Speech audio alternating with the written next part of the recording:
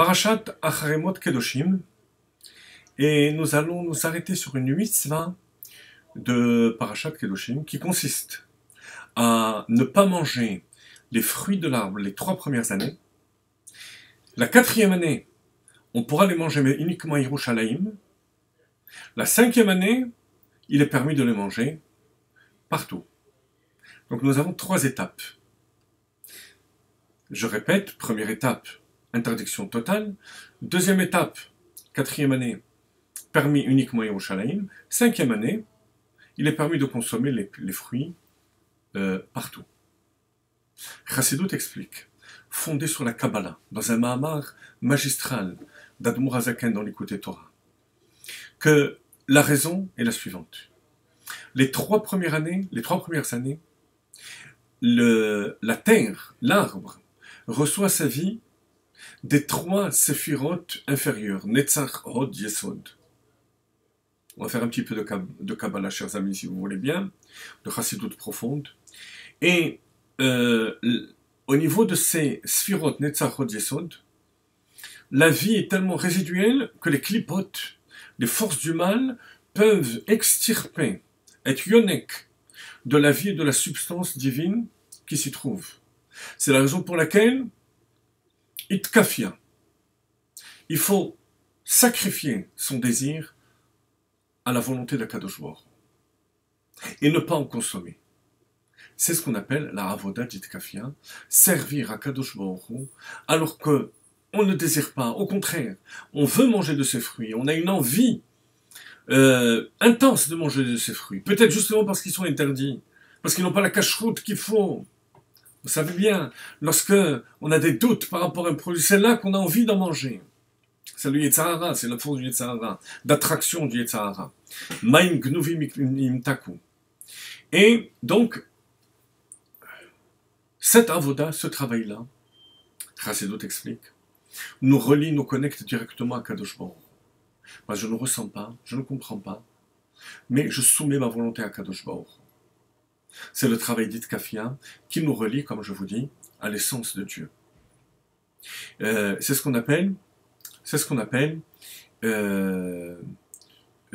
modim anachnu lach.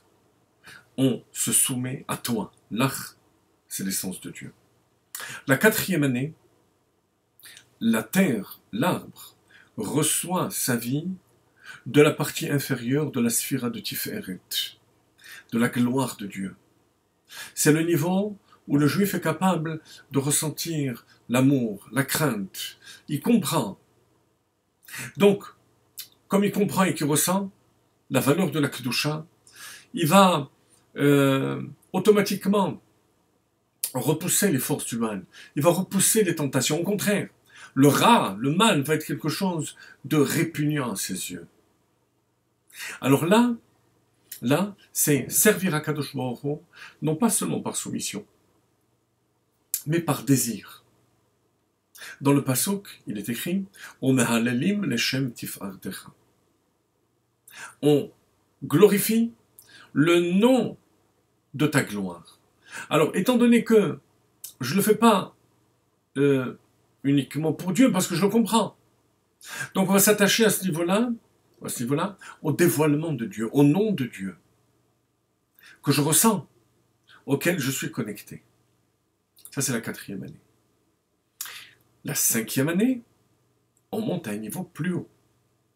Alors, a priori, la 4e année, lorsqu'on glorifie Dieu, c'est à Yerushalayim. Donc, il faudrait se trouver à un niveau encore plus haut que Yerushalayim. Ça pourrait être peut-être le lieu du Mikdash, du sanctuaire, mais pas du tout. On peut manger les fruits n'importe où. Pourquoi? Parce qu'on arrive au niveau du 5e, la 5e année. C'est le niveau supérieur de la sphira de Tiferet, qui est relié au Keter, à la couronne, à l'essence divine. À ce niveau-là, alors, on est connecté à l'essence de Dieu, et en plus de cela, on le ressent. Vous voyez la différence? La première étape, on est connecté à Dieu, mais on ne ressent rien. La 2e étape, la 4e année, donc la première étape, c'était 1re, 2e et 3e année. 4e année, on ressent, mais on n'est pas connecté à Dieu lui-même. La troisième étape, la troisième, c'est la 5e année. Puisqu'on est passé déjà par les 2 premières étapes, on va réunir les deux. On va, en même temps, être connecté à Dieu lui-même et en même temps ressentir. Et c'est la raison pour laquelle on n'est plus limité par l'espace. Puisqu'il s'agit de l'essence de Dieu, où qu'on se trouve, on est connecté à Dieu. On n'est pas obligé d'être à Yerushalayim pour être connecté. Et c'est ce qui correspond aux anecdotes, nombreuses anecdotes du Baal Shem Tov, qui allait de village en village, de shtetl en shtetl, pour demander aux Juifs comment allez-vous, comment va la parnassa, comment va la santé, uniquement pour que d'eux-mêmes ils répondent, ils puissent répondre Baruch Hashem, Gleib der Eberster, merci à Kadosh Baruch Hu, pour susciter chez eux ce désir de remercier et de ressentir profondément cet attachement à Kadosh Baruch Hu. C'est ce qui correspond au niveau de la 5e année. Et c'est notre travail à nous. Où qu'on se trouve dans le monde, lorsque, en plein milieu de la journée, on dit « Ribono shel olam », je te remercie pour chacun de tes chassadim, pour chacune de tes bontés.